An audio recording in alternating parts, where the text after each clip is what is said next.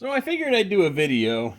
If you have this type of a shim that allows your valve lash to stay in clearance, like on one of these overhead cam Mercedes, what you're going to want to do is you're going to want to squish it a little bit.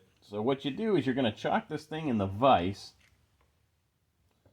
and you're just going to watch on the side here. So there's going to be a hole. This is a drain back hole, or a compression hole, or the oil hole for these. And what this does is this fills it up with oil pressure, and you're going to want to squeeze this, because when you're doing a new cylinder head and you lap in your valves and everything, you're not quite sure if the clearance is going to be exactly the same. So if you squeeze these down like so, you just kind of wipe the oil off so it doesn't go all over the floor.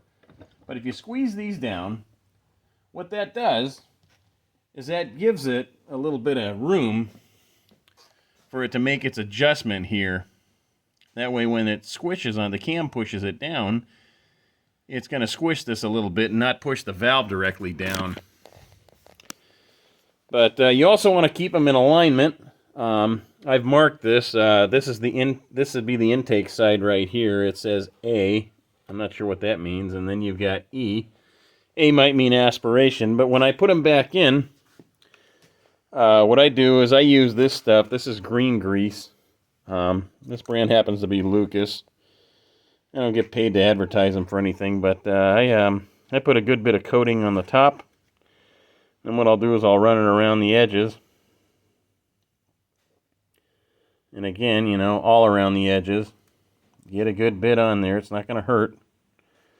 That looks good right there. And then, when I'm ready, I slide it right into my bucket, knowing that I had it marked on the cardboard table that it goes in the very next one. And sometimes these things slide in easily. Sometimes they're at a little bit of an angle, like this one. And it's in. That's all.